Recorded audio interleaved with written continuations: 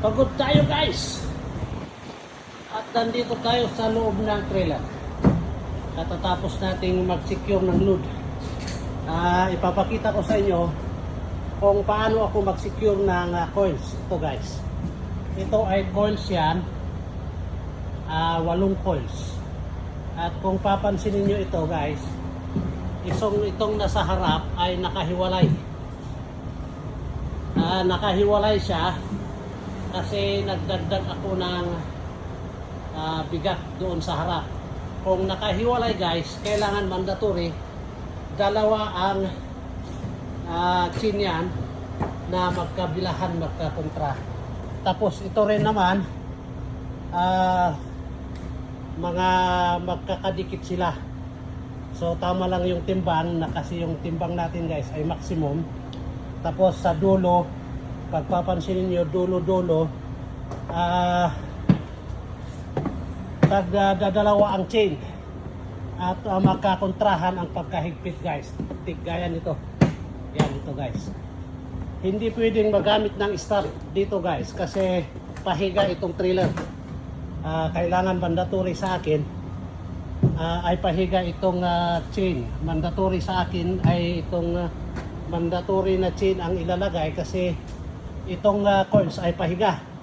Hindi tayo pwedeng mag-strap.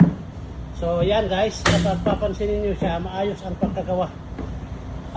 Ito ang kagandahan kapag roll tight ang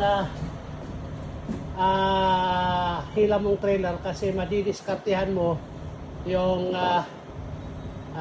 weight distribution mo na kahit ihiwalay mo ang isa. Pero kapag luna guys, hindi pwedeng magkakahiwalay kasi yung luna maiiba yung forma ng luna. Yan guys, ang paano ako mag-secure ng coils. Ang karga natin almost maximum. So kukunin natin yung paperwork and then abanti na tayo. Kaya lang nandyan si kumpare ko, magkakarga rin. Aantayin natin kung anong sistema, kung anong mangyari kasi magluluna siya guys. At tutulungan natin siya.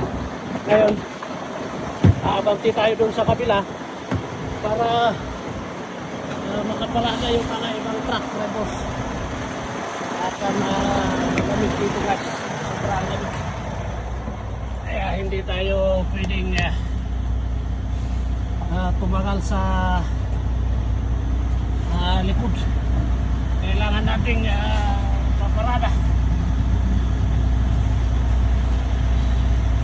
Hanap tayo ng paradaan sa kabila. At ayan muna guys. At kukunin natin yung paperwork. Magandang gabi, magandang hapon. Boom, tara-tara.